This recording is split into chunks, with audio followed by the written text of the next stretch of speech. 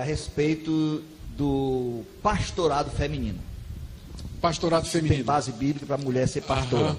Aham. É.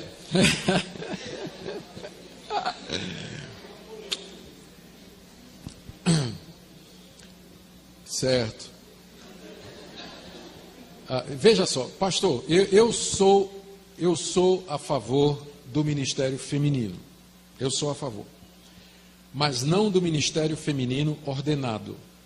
Tá? Eu acho que o papel das mulheres na igreja é essencial. A gente vê isso no Antigo Testamento, mulheres como Uda, como Débora, que foram mulheres importantes na vida do povo de Deus. Nós vemos isso no ministério de Jesus, mulheres que serviam a Jesus, que estavam com ele. As mulheres foram as primeiras a anunciar a ressurreição. Quando Paulo escreve as suas cartas, ele no final, quando ele agradece as pessoas, você sempre vê mulheres, por exemplo, no final da carta aos Romanos, tem pelo menos 8 mulheres que Paulo agradece, uma delas ele chama chamada Febe, que ele diz que é a protetora dele. Maria, que abria a casa para receber a igreja, ele menciona Priscila na frente de Áquila, que era o marido.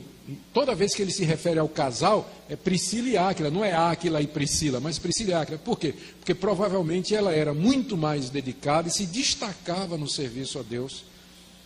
Jesus honrou as mulheres, Jesus deu às mulheres um lugar que a mulher não tinha na sua época. Ele falou com a samaritana.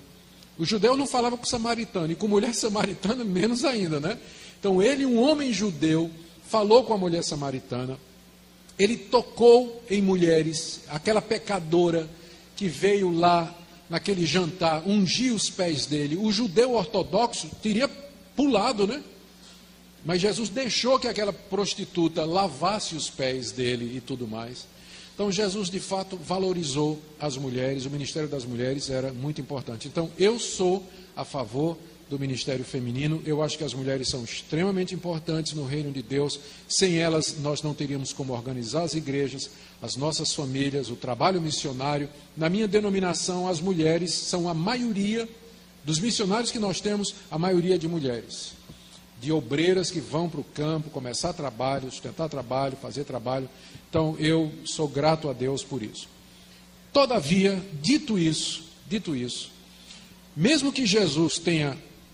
que Uda e Débora foram mulheres da mais alta importância no Antigo Testamento, você não vai encontrar no Antigo Testamento, na lei de Deus, que a mulher podia ser sacerdotisa. Ela não era sacerdotisa. Ela podia ter uma função civil, juíza. Juíza era uma função civil. Débora podia ser juíza, Uda podia ser uma juíza, Débora podia ser uma profetisa, mas os profetas não eram ofício. Profetas eram pessoas que Deus levantava para exortar a igreja, chamar a igreja ao arrependimento, podia ser homem ou mulher.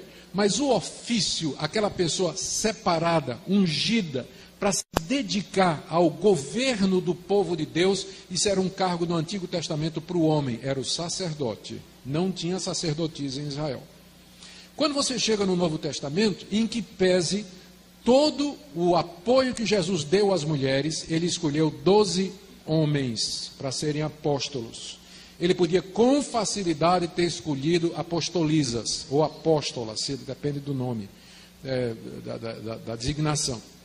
Ele poderia ter feito, tinha Maria, tinha as 2 Marias que andavam com ele, tinha Maria Madalena, tinha mulheres importantes da nobreza que andavam com Jesus, sustentavam Jesus, ele não teria dificuldade. Tinha Maria, mãe dele, que ele podia ter colocado como apóstola, ele escolheu 12 homens. Quando Judas traiu Jesus, abriu uma vaga no colégio apostólico, os apóstolos se reuniram para escolher o substituto de Judas. Diz lá em Atos 1, que naquela comunidade estavam várias mulheres, inclusive a mãe de Jesus. Quem seria, logicamente falando, a melhor substituta de Judas? Maria, a mãe de Jesus Cristo. Contudo, o que é que eles escolheram? 2 homens.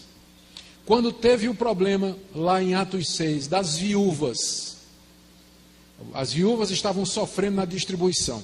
Os apóstolos disseram: escolham 7 homens de boa reputação que vocês vão fazer diáconos para cuidar desse assunto. A lógica humana mandaria que para cuidar de viúva, você escolheria 7 mulheres. Mas eles disseram, escolham 7 homens. Quando Paulo dá a relação das qualificações do pastor e do presbítero, 1 Timóteo 3 e Tito 1, ele diz assim, tem que ser marido de uma só mulher, governar bem a sua casa.